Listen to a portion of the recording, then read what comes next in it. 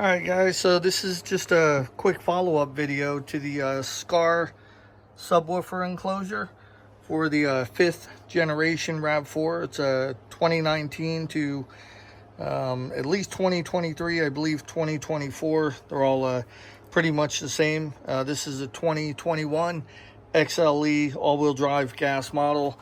And yeah, as you can see, it actually fits in pretty nice. So let me cover some of the issues that I had.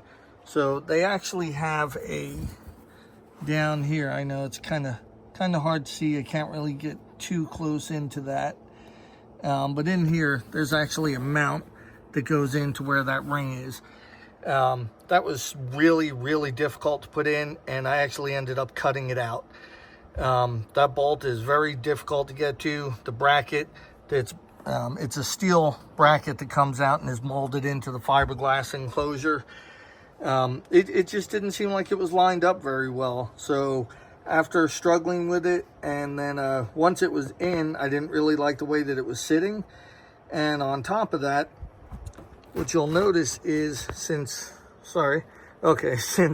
this part actually goes under the enclosure, unless you're going to basically cut into your mat and the the actual trunk board, you're pretty much not going to be able to lift up your floorboard here and access your spares. You can see them.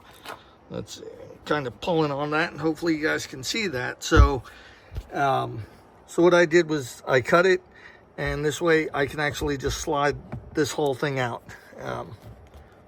So yeah, I can just pull it out, and you can see, I guess I could pull it out a little bit more. Here's the bracket right here. I used an angle grinder to cut that, and there's the wiring. And yeah, so you can see right now, right, it's pretty much pulled out, and then I just push that in. It actually stays pretty much, it stays put. So when I've gone around some corners pretty quick, and no issues there. They do provide some sticky Velcro. Hopefully you can hear that. Sorry, it's like double-sided tape. Useless. It does not stick to this material, which is all of this here. It does not stick to that, so I wouldn't even bother with that. Having said that, putting this in, I'm probably just going to make a little wedge to go down here, just to kind of tighten it up a little bit. You can see, obviously, I added this. This was off of Amazon.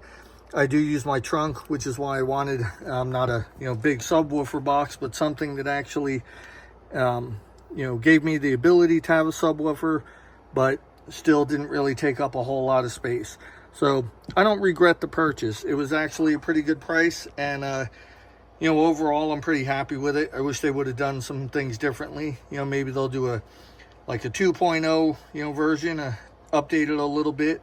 But like I said, overall I'm pretty happy. I'll just make some little wedge here to just keep it in just a little bit tighter. But like I said, overall, I would still recommend it. It's actually a pretty good, pretty good fit. A few people, when I've opened up my trunk and they sit in there like, hey, where did you get that? It's like they don't come with it on that side. It's normally on the other side. Said, yeah, it's SKAR audio. And once they found out that it was not a custom box, but actually something you could buy from them, they definitely seemed interested. I kind of let them hear it, and yeah, I would still recommend it. So if anyone is interested in where I ran the wiring for the amplifier, it's actually up here underneath. I can do a separate video on that if anybody's interested, or if I get enough comments saying that they'd like to see that. So yeah, I hope this has helped you guys out in making a decision on that subwoofer box, or maybe it swayed you one way, the other say, hey, it's not really for me. I'll go with a different enclosure, or at least it gives you some ideas of what you'll be facing if you buy this one. Please leave any comments in the comment section, and I'll do my best to answer them, and I'll see you guys in the next video. Thank you for watching.